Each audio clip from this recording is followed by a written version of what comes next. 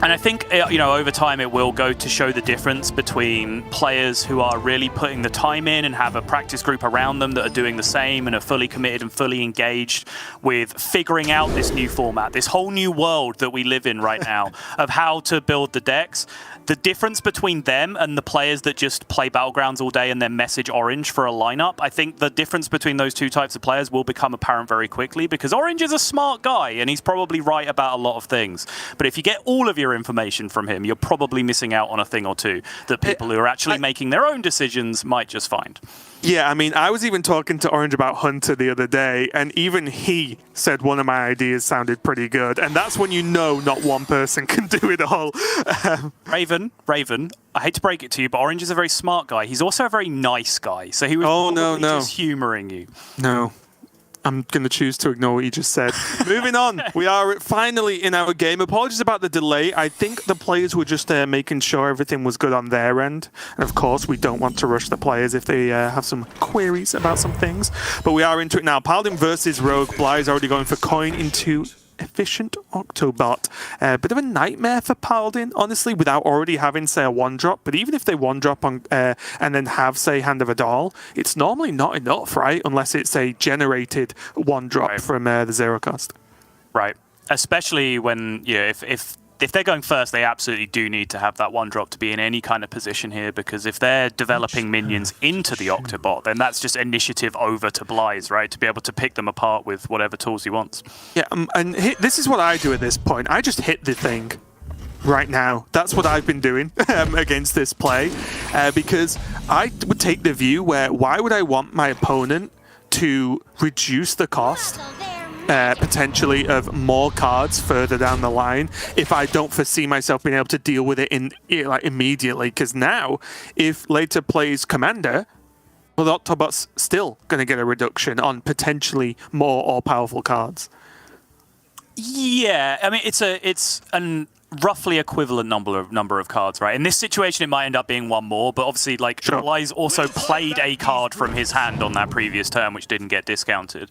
I think, you know, if you can see your opponent's hand and you know they always have, like, a pen flinger in their hand, then, yeah, just activating it on your terms is very reasonable. But if that's not the case, then I think just holding back is worthwhile. And you can see, actually, Leta's split the difference between our 2 points, which is kind of already showing, you know, what high-level thinker he is, because that's actually the correct response, right? Because if you combine both of the things that we said, that Blyze was likely to play a card on the previous turn, and that Raven wants to deny the card that gets drawn from being discounted as well, that was the correct turn to attack the minion. Right. Now he's going to see the trade in there. He did get the knowledge of the Almighty Yogg, and all it really did was freeze the Octo. So, again, Blyze knew that was pretty much going to happen there with the swindle, but not the worst outcome. It wasn't really negative for him, was it? Even though his 1-3 got frozen. Ooh, in outcast position. Very nice. Imagine we will see that coming down this turn. A bit of a shame about Soulbound, though. That might be scary with prize plunderers in the deck. So I don't think we're going to see that anytime soon, and that would mean he would float a mana unless he goes for a penflinger play. Also, you know, he draws something with the Sigil Runner, of course. I still really like that card, like particularly when you already have Hand of a Doll in your hand. Like, it's just so thick if you play it and put Hand of a Doll in that I think it just ends up being a net positive for you on average. I totally respect what you're saying, that like Prize Plunderer is kind of a bootleg shield slam in this position, and it can do ludicrous amounts of damage to your Ash Tongue, but I think it just represents too many stats for you right now that you can actually see and touch and are tangible. Okay, and he did forgo the Hand of a Doll, just deciding later just to go a little bit wider on board and make Blyze have to consider a few more options. And look at that draw, though. The field contact is going to open up this turn and maybe even this game, Sol, for Blyze, because this is huge. All right, this is Blyze check number 1, because Blyze is playing this turn with the reckless abandon and carefree attitude towards secrets of your average legend ladder player. But I'm assuming he does actually have a plan for picking this apart. Prize Plunderer number 1 gets Galloping Savior. Prize Plunderer number 2 now does what? Give me that. Love what I want. Just got to take down the spell damage, take down the higher threat minion, leave it at that. But even though it wasn't the craziest turn, xBlyzes used all his cards in his hand and ended the turn with cards in his hand. So that is just the power of field contact. And this turn does have to sacrifice the Penflinger though, which is probably a little bit upsetting. Yeah, that is frustrating, to be sure. The fact that it was kind of expensive spell into minion and there was no Shadow Step or anything being found there, which would have been the absolute nuts, of course, I think does put him at a small disadvantage here. And now you do see that Hand of a Doll coming down. And this now is looking all the juicier, right? Because he's just seen both of the prize plunderers come down and no Shadow Steps get played. So he's now feeling much more secure about going with the Ash Tongue this game. 100%. You feel a certain level of freedom, even just for any of your minions, right? Because Prize Plunderer is normally such an efficient, cheap removal tool for the road. It is a little bit scary to say, like, oh, well, one trade plus the Plunderer can, like, kill the minion. It doesn't look like he's going to go for the Kazakus. Nearly. He nearly did something really, really stupid, Raven.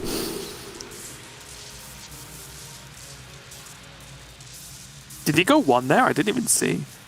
I would expect he did. No? Probably draw. This is 5, yeah. Okay.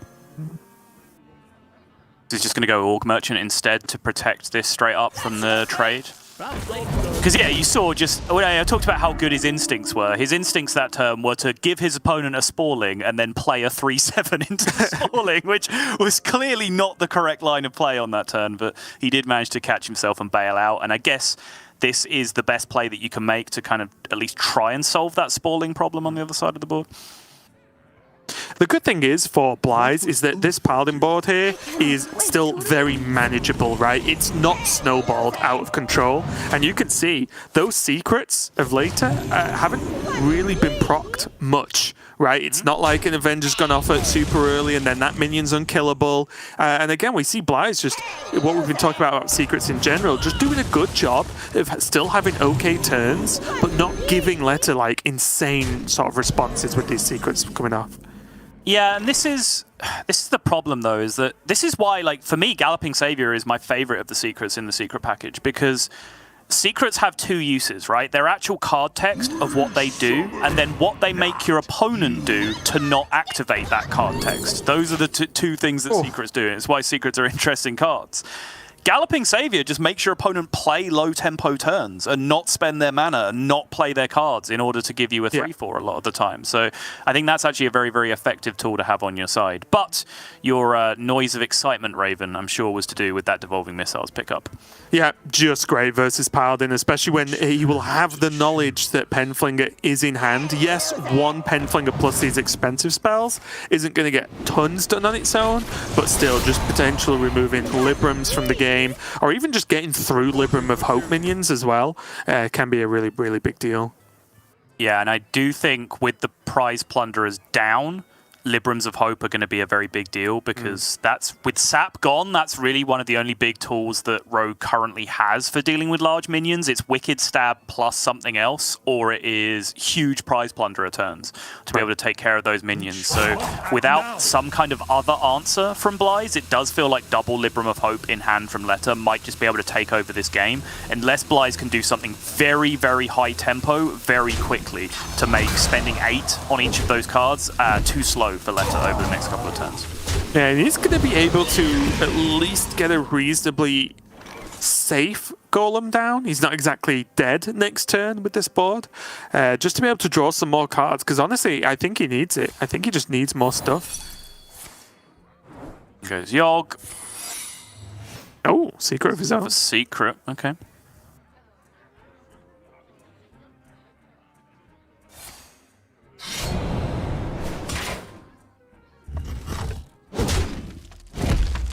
Gonna let the Avenge. Oh, sorry, it wasn't Avenge, right? It's the horse. It is the horse, yeah, but you know he can still test that position, right, by making that happen first, and then the Avenge would proc. He would then cast Evolving Missiles from his perspective. That's absolutely the correct way of doing things.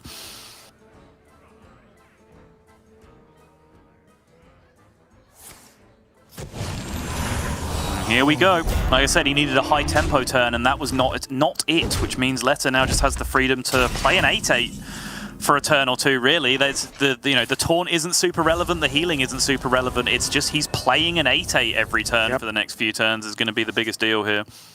Well, there's Jandissimo.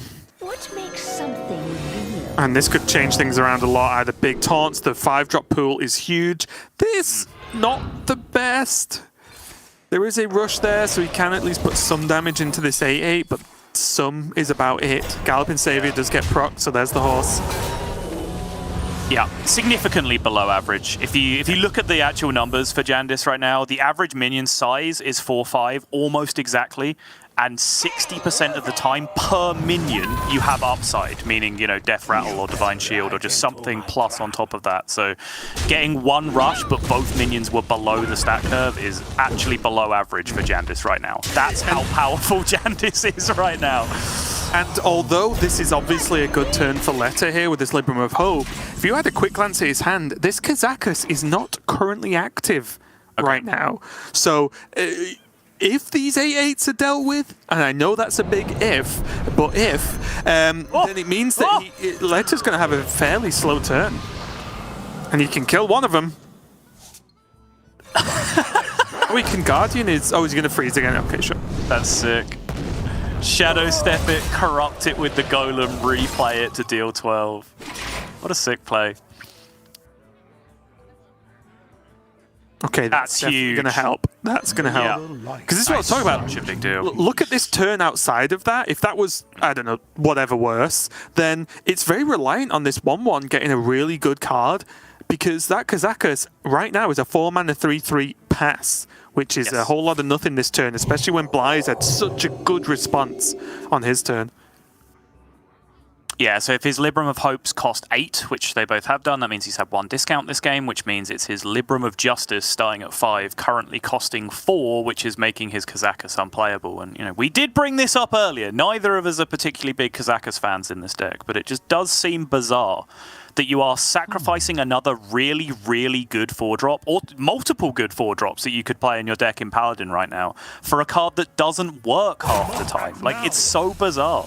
You can play Truthseeker now, though, and that should, if my quick maths works, actually activate Kazakus again. Yes. Did just go for Talon, though. Talon, a card I actually really love this expansion. Does... Basically, it will draw you your highest cost minion in the deck at any given time.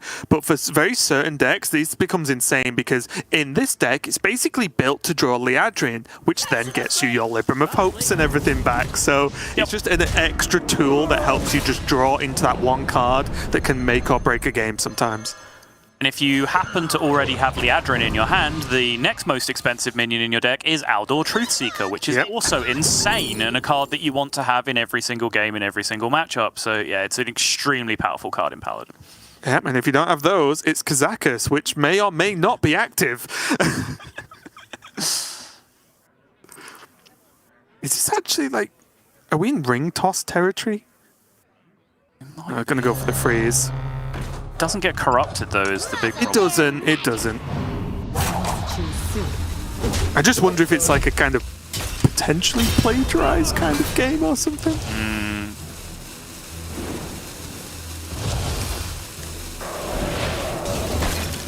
Yeah, Bly's just scrapping to save as much health as he can. He understands, I think, that if he just takes 3 damage there, that's a big deal, because he knows about the Penflinger. He knows that the only thing that's really kept him alive this long in this game is just the lack of 0-mana Librams to be able to really cycle through this. And now with Liadrin coming down. Do you think it is Liadrin? I actually really don't hate the expensive Truthseeker and then Kazakus.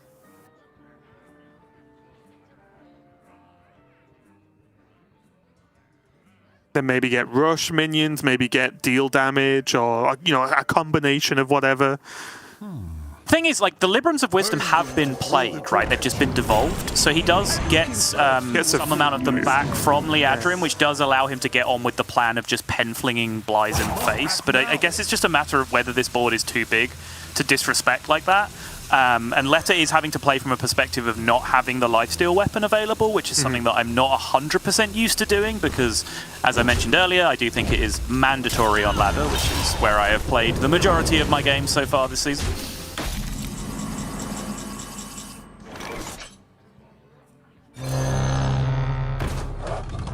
I'm just going to drop Firewatch post number 2. And then go for that secret passage, which made that last turn really good, right? He dumped his hand and then had secret passage that no matter what, he's going to have something to play with next turn. Oh, looks like there's a slight spectator bug. I don't know where Mankrix completely messes up here, but we could see pretty much xBlyzes using every single card possible here in his hand, which is not too much of a surprise. Yeah, and I think that Swindle does actually double draws a spell and a field contact from those last there we go. cards, if I remember correctly. No, okay, fair enough. Mystery ending as Leta takes game number 1. xBlyzes take a loss with that rogue, and for the majority of that, I did feel that xBlyzes was on the back foot there, right? It was definitely on him to make things happen. The back-to-back Libram of Hopes just pushed it over the edge, especially with those devolves already used up. So a tough one there, but Leta getting the win there with that Paladin and just about making Kazakas active for the end of that game.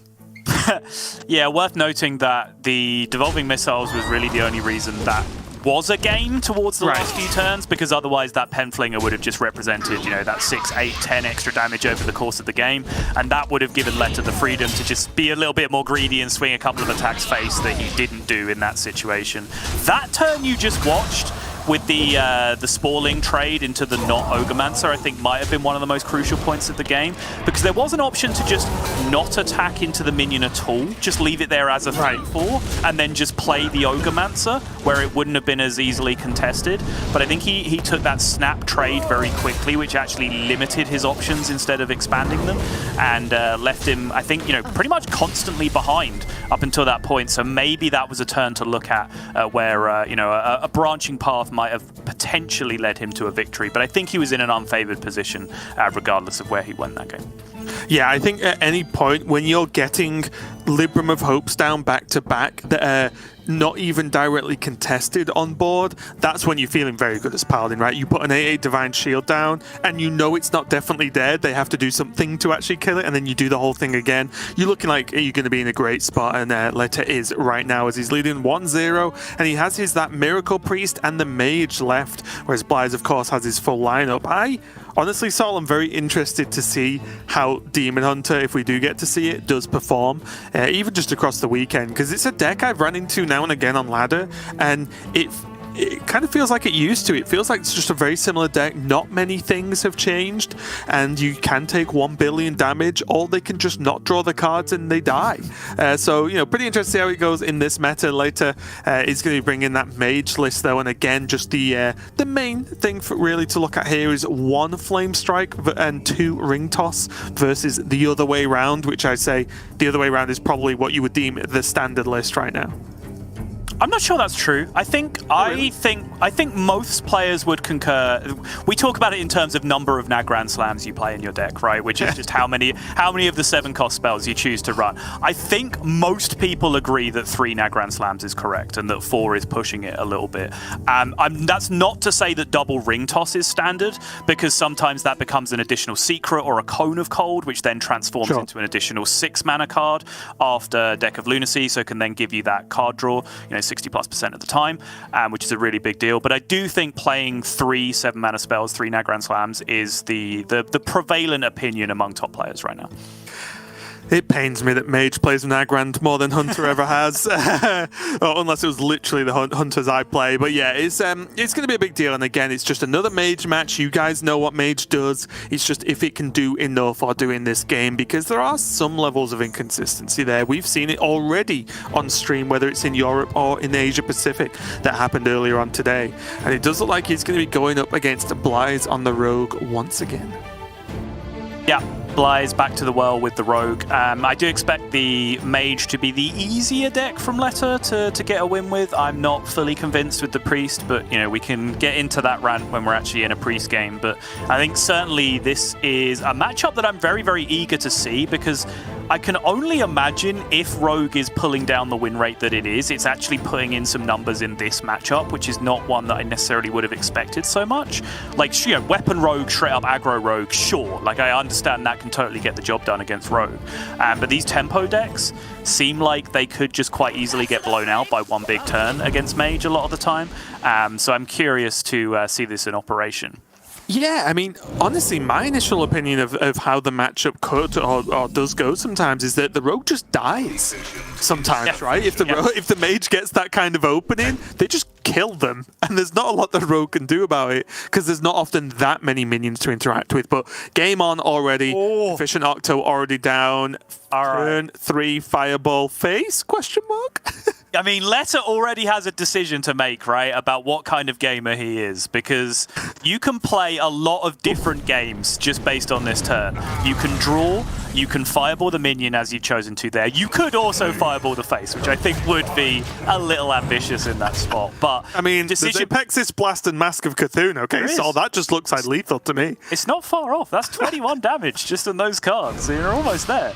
But yeah, I think that was the big decision point about, do I ignore this and just draw cards and play my game? Like, I'm the degenerate deck, so I'm just going to ignore what my opponent's doing and just draw cards and get on with my game plan? Or do I respect that my opponent also has powerful options and use one of the best cards in my deck to deal with a 1/4? And in the end, that's what Leta chose to do.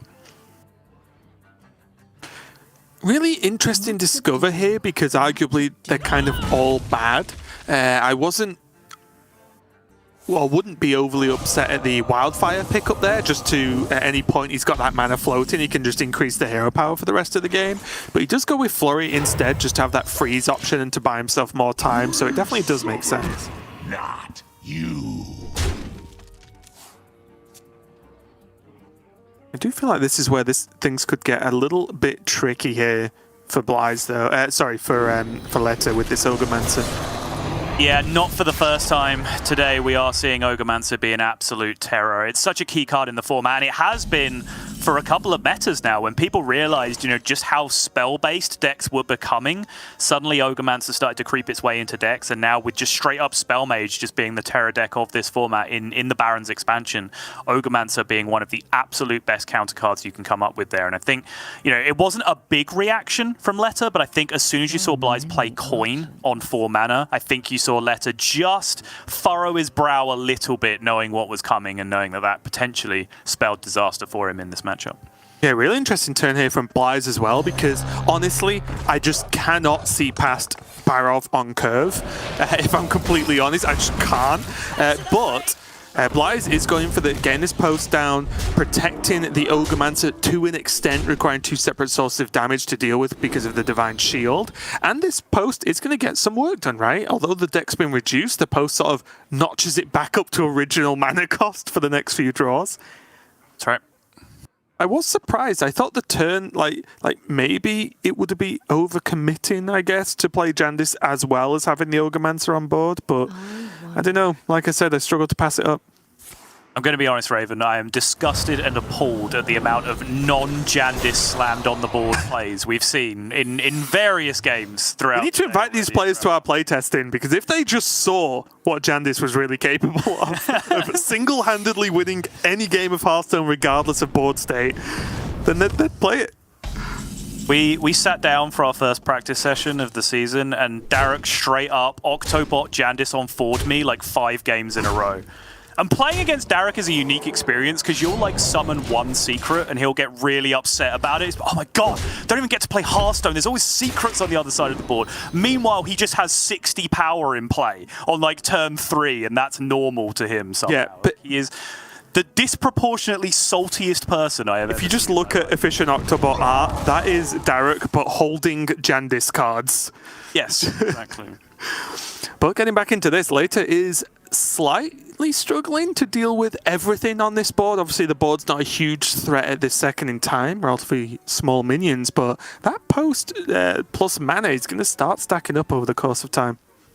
It is, yeah. Leta had the option to kind of reinitiate the tug of war and just play the second Incanter's Flow, which should cost 1, but has been inflated to 2 by the Watch Post. But he could then re-discount his deck again with that Incanter's Flow to counteract the Watch Post, but chose to go with a more tempo-heavy line with the Secrets on the previous turn.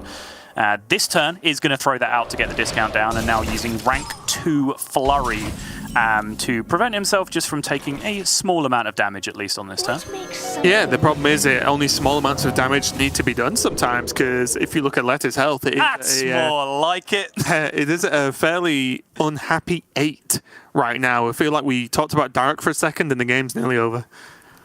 And here's the thing, right? I feel like we looked at this Jandis in the previous metagame and went, that's a sick Jandis. This is now an average Jandis. Yeah, this is all right. I'm not trolling. This is actually what an average Jandis looks like if you run the numbers. Like, this is how good the card is.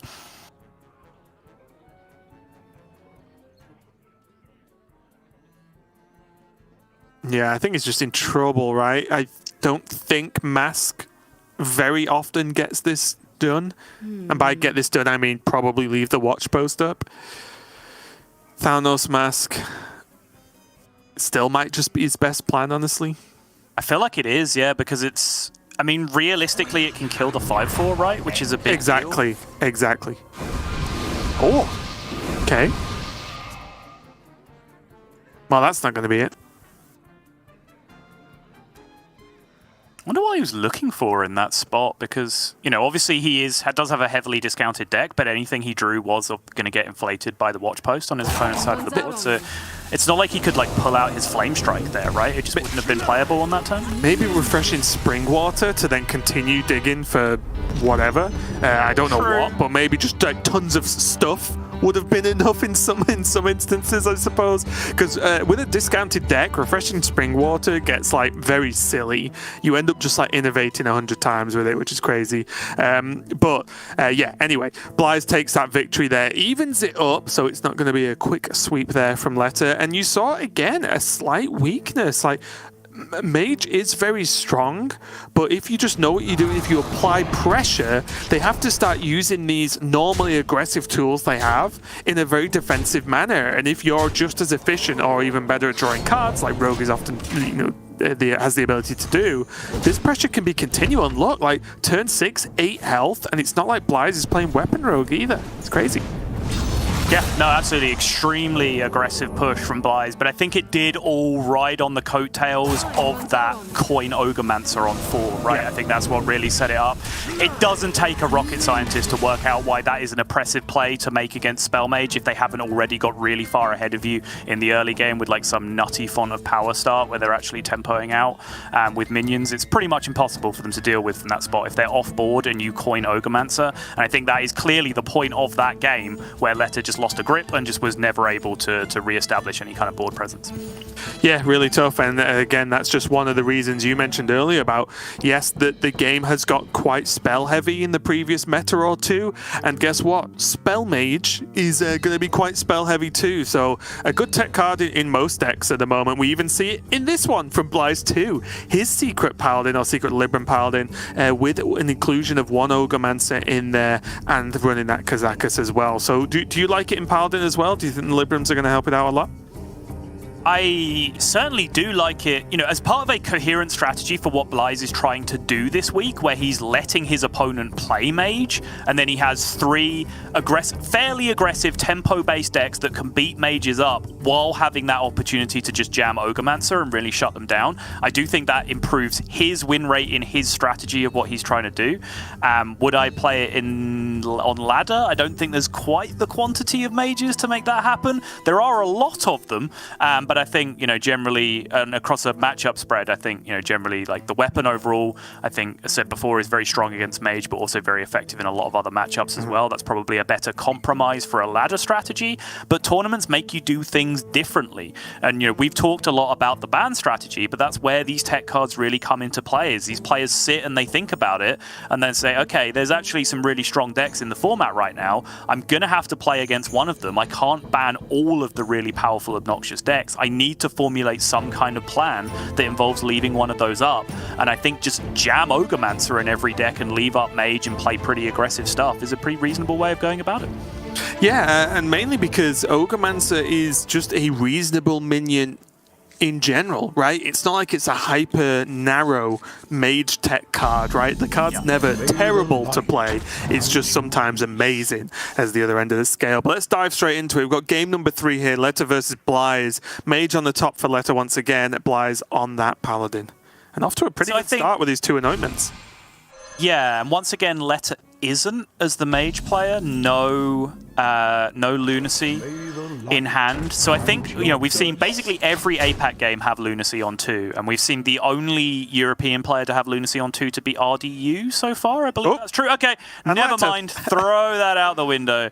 I was about to say that's so fitting because I do think that RDU is like low-key an APAC player, right? Like he plays really fast, he throws his cards out there, he loves Spell Druid, he's a filthy high roller. Like I think he would fit right in with the APAC metagame. So that was suddenly, it felt right at home there, but Leta had to draw it onto and ruin the analogy. Good job. Yeah. Here though, Xbylyzes getting off to a decent start, doesn't have the weapon, of course, so he can't actually make Leta consider the secrets. But this is when things happen, basically. If that's going to be your first draw after Lunacy, you're going to have a good day, because all Leta needs, or anyone needs post-Lunacy, is just hit some card draw, and then you'll be fine, 9 times out of 10. Yeah. Needs to get some of these cards out of his hand first. This is actually something that you do need to consider. Obviously, Leta did not have this information, but he cast Font of Power on 1, right? Which is, with certain hands, I would say incorrect when you already have Lunacy in hand, because you're not going to play any of the minions that you get from Font of Power on turn 2. You're going to play Lunacy on turn 2. From that point onwards, you want to just draw cards. You don't want your hand filled up with garbage minions that just aren't going to have an impact on the game. Right. But Leta, not having the Lunacy in his hand already, chose to play the Font of Power on turn 1, and he's now being, quote, punished for it, but he didn't actually do anything wrong because he did not have the information that this was going to create a problem for him. A pretty nice pickup there for the commander, just having that secret, and also ending the turn with those 2 minions, so the Avenge he did get, which of course Leta doesn't quite know it's Avenge yet, but it will go off if one's killed at a time. And now suddenly we get into it. You can see Xbylyzes helping me out there, just hovering that Ogremancer straight away, just saying, okay, we're nearly there, we're nearly at turn 5. Oh, that is not bad. The Avenge, fortunately, does just pull it ever so slightly out of range.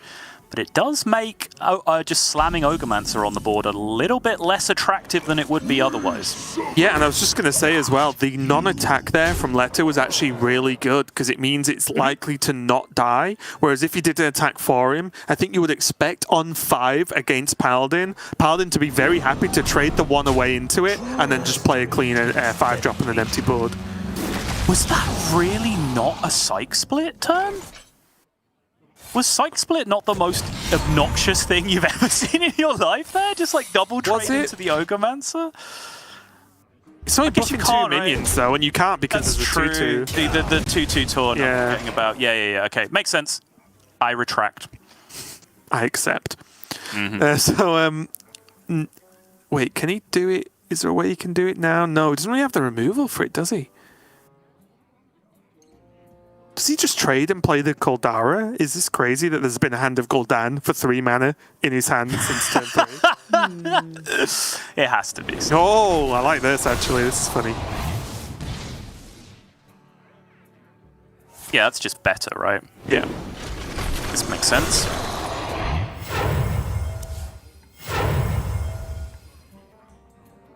That's the lifesteal spell on the far right? Deal 4 damage?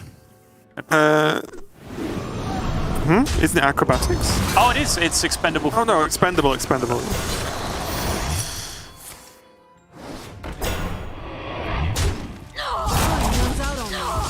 although there's not 7, this works even if they all die, right? Correct. Yep. As long as they all die. Exactly. However many you summon, if that many die, they all come back again. So huge board sweep for Leta.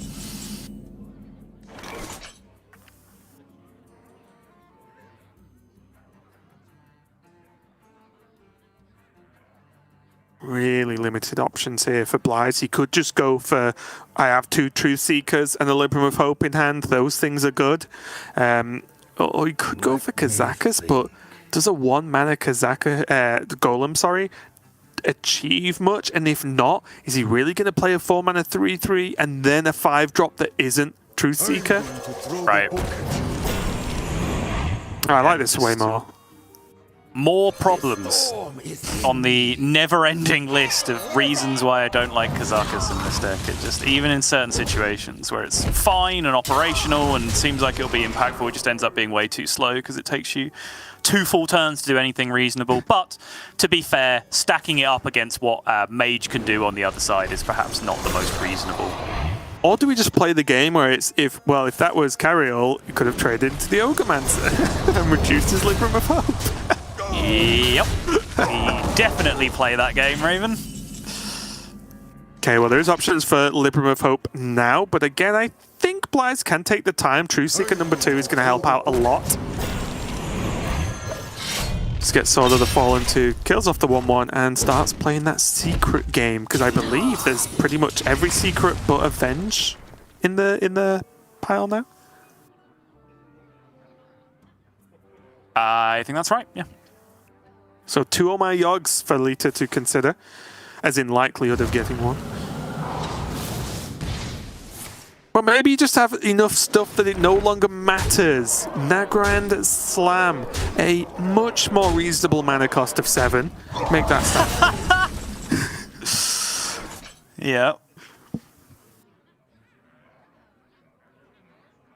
I'm looking for a few good mercies. So this has to be 5/5 Rush. Duplicate? Is that the best one here, I think? Oasis Surgeon, yeah. Oh, has he gone Freeze instead? Oh, he went 10? 10. Oh, He's okay, I didn't think about that. Yeah, fair enough.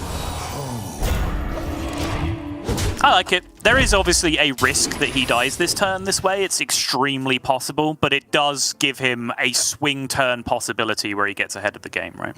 Yeah, I mean, if one of these minions hits face, then he has kind of lethal. Oh, the world's most poorly timed celestial alignment. Let's go. Yep. What to do? What to do?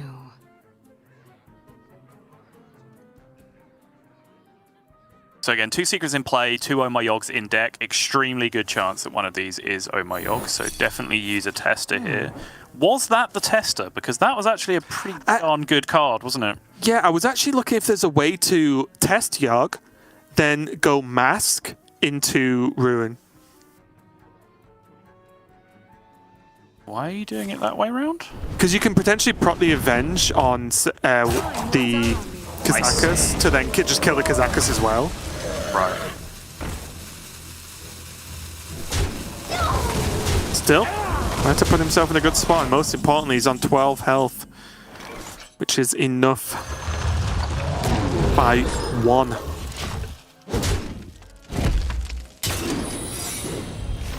No reaction from Leta. Mask all to the minion. Oh! That'll help. Yes, but Oh My Yog number 2. He can he burn that somehow? He has to use the 4 mana mask. Yeah, so he burns it with commencement. And yeah, then commencement. goes- Yeah. Sorry, I thought you meant use the 4 mana mask to test Yogg. I was like, well, that sounds bad. No, I'm saying he has to end up. He can't use a 7 mana mask and burn the Oh My Yog. Is what I'm saying. You might get a good card here, actually. Yep. Oh. Yep. Oh My Yog being the unplayable garbage it always is. Yep. Love to see it. Okay. Tiny fraction of a percentage chance that Leta just lost the game here. Nope. Okay. Good to see.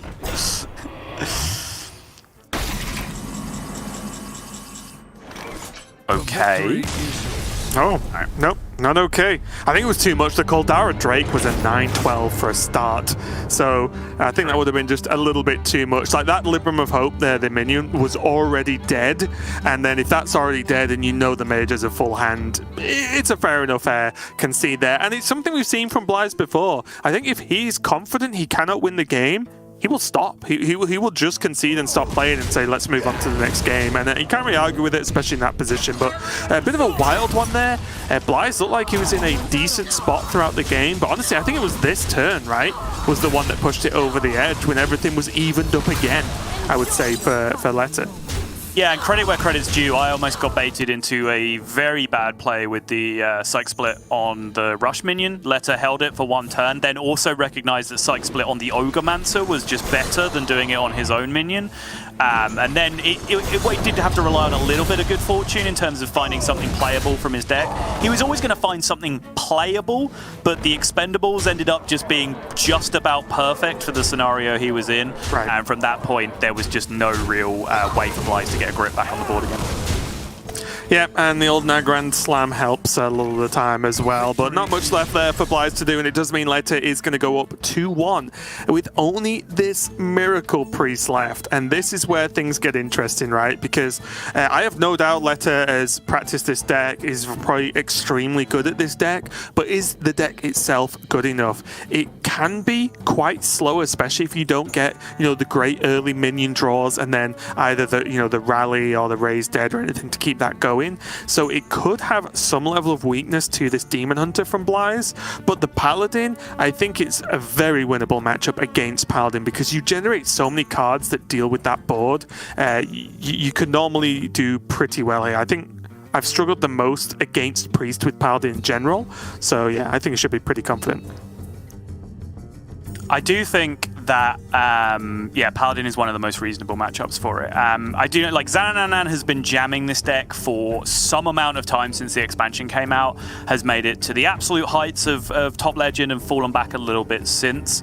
He recently posted his stats and said that, if you exclude Mage, he would have 65% win rate, which, if I exclude all the games I lost, I'd have 100% win rate. I'm not sure what that means, but, it does go to show that against a lot of the other decks in the metagame, it does have very strong matchups, and I do think Paladin is up there, not only because of what you said that you generate so many cards to deal with their board when you actually get the Sethic and Nazmani train rolling, but also the size of board that you generate multiple times over and over again with the Raise Dead and with the Rally. Paladins now, with the way the deck has been trimmed down with no Barov and only one Libram of Justice, really only have one way to deal with a big board like that. And once that's gone, the next big board you make just sticks. Yeah, honestly, maybe even oversimplifying this, but Paladin needs to get on board and then they need to win the game. That's pretty much how it is with this, because if they lose board and Leta will get control of this board at any given time, I agree. I think it's going to be close to impossible to actually fight back on board as Paladin, because even these big Libram of Hopes that are normally that kind of mechanic, right, in the late game to try and fight back, just won't really cut it versus Priest. And you combine that with all the healing Priest has access to, it means that even early chip damage from Paladin, often it just doesn't matter. And Leta is off to a good start here. He has drawn 3 minions in his first 6 cards, which, I think your win rate with this deck is directly tied to just how many minions you draw early on. And also, I would say the second best card, if all the minions are one card, I guess, is the Palm Reading. Really opens up the turn you decide to pop off. It can reduce preemptively all the spells down, and then you can just go absolutely nuts. So the Palm Reading hand as well is looking at mighty fine. Yeah, and unlike what we see in Mage, Power Word Fortitude is a card that works correctly in this Priest deck, which when it is full of spells means that this is an obnoxious amount of stats for not very much mana. So the way this deck plays out, we haven't really talked about it yet, is that you kind of just play out a few minions sacrificially during the early game. They are kind of soft taunt minions to begin with, Sethic Veilweavers and Nazmani Bloodweavers, that your opponent feels like they have to kill in the first place. So you slow down their game plan a little bit early on by making them kill those minions, but then you have infinite ways to revive those minions en masse, which in combination with then, Gift of Luminance or Psyche Split or whatever else you generate, you can make an enormous board where every spell you cast is discounting your hand by 3 and generating you 3 more cards in your hand for every single spell that you play. And when that happens, you win. The game just kind of ends, but it's getting to that point in the game, which is the tough part to navigate with the deck. Exactly. Exactly. And not only are you just simply generating an absurd amount of resources, those resources, they're either removal, heal, or they make your minions that you want to continue living absolutely massive with cards such as Powered Fortitude, like you mentioned. You know, Power Infusion is one that's huge because it buffs so much health as well. Like, all these things, you can easily get over 10-10 stats on one minion. And when that's like a Sethic or an Asmani, you just keep going, it never ends, and then you kill them very quickly. So really cool deck, really difficult to pilot well from what I found, but that, indeed, as the Truth Seeker, is going to help out a lot. Not only with a playable turn for Blyze, but to get these Librams out early, because Blyze pretty much has to speed this game up and just kill Leta. Yeah, absolutely. And I think, the other thing that does bear repeating about this Priest deck is it's extremely difficult to play as well. I have watched a good amount of Xananan just trying. I thought, at least one or two people will be crazy enough to bring this deck to Grandmasters, right? So I should try and get a decent handle on how it works. And even watching Xan, who is probably the best player in the world at this deck, what he does every single turn is he seems to sit there, and ah about various decisions. Then the rope appears. Then he says, oh, the rope is already here. Then he plays 35 cards at random, and then somehow he wins the game. That appears to be how he plays the deck. I cannot glean any more information about how to play this Hearthstone deck than that. It's fairly accurate in my experience as well. Sometimes I just win. Now, honestly, I think the majority of the wins I got were the ones you were given, right? With the great opening hand, your opponent can't respond to your board, and then your board's just too big and you win. It's the games between that are very, very difficult to manage. Although I'll be honest, I wasn't playing Samuro. Samuro, a really big deal in Priest for multiple reasons. Not only just another removal tool with its frenzy ability of AoEing down equal to its attack value, but also with cards like Apotheosis, mainly for the heal, but just a ton of the buff cards that you have access to as Priest. Big AoE clears with Samuro isn't that uncommon, right? Like, it's basically happens all the time. Yeah. Disgusting turn that you just saw, and I think, if you remember, this was the first thing I said to you about the deck, is that you had played it before I had, and then I asked you, like, how many minions do you play in your version of the deck? Is it 5? And said to you, I'm kind of interested in the cleave guy, as I was calling it back then, not knowing what it was called. I don't know what it's called now, let's be honest.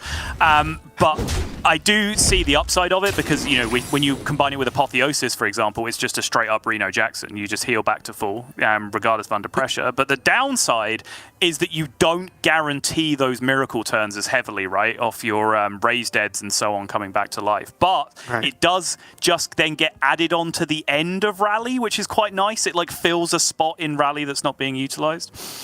Yeah, it's close to just playing 2 of the other legendary, which funnily enough Leta isn't playing in his list. So this is actually a direct swap. I've just completely gone blank on the name of the card, but the heal AoE one, yeah, there you go, Zarella. So he isn't playing Zarella and playing Samuro instead.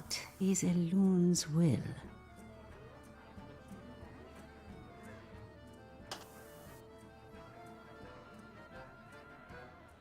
But just that huge swing turn has put him now in this position where he is given enough time to at least try and set something up now with the Sethics and the Nazmanis. He has already had one played out and died, so he's in a reasonable position to be setting up a rally turn over the coming turns, and he has held on to that Holy Smite as well, which was a pretty crucial decision on the previous turn as well, by the way, because he could have saved some health on his Samuro by attacking into the 3/4 and then used the Holy Smite to finish off the bigger Aldor. But by holding on to that Holy Smite for as long as he can, he then gets to use it as Sethic food, right? That is one thing that I did pick up very quickly, is that you never want to leave your hand without at least one targeted spell, right? Because you always have to start that chain. If your hand can't start that chain, you're going to find yourself stuck. Did get the Apotheosis, so he can do something, but this is where the game gets really tricky. Your hand is empty, you have Rally Apotheosis plus card draw, well, one draw off the top, of course, but those have to go very well. And also, Leta doesn't have a ton of mana, especially considering this Apotheosis will cost him 3. Renew helps, though. That helps a lot in this circumstance.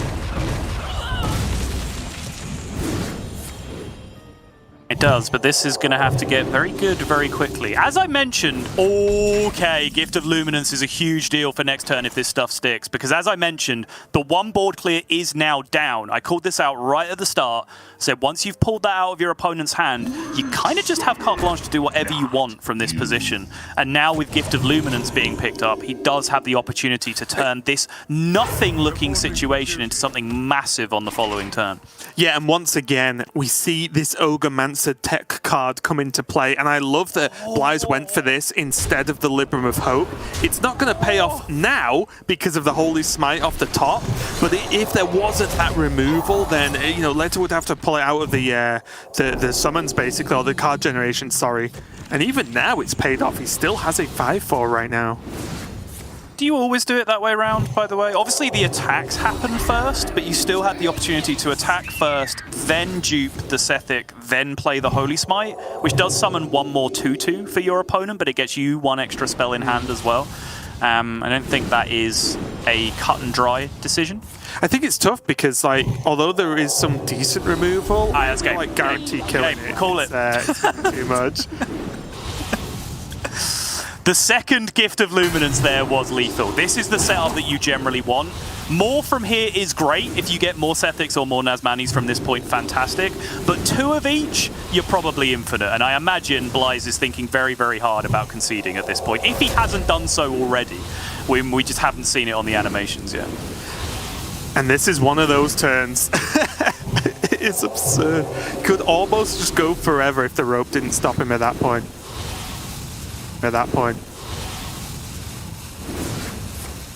And the problem now as well is it's not like Blyze can play around anything. He has to basically just play around Priest right now because there's so many different options he could have, whether it's minion buffs, heal, damage. Why is Blyze still here? I so expected him not to be in this game anymore, but he just is. Fascinating. He has a pen fling as well. He does, yeah. Fast forward 10 more turns and he might get there.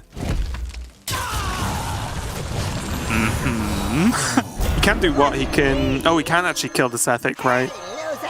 He's one off. And now Leta's like, start your engines. And he's like, go, go, go, spells.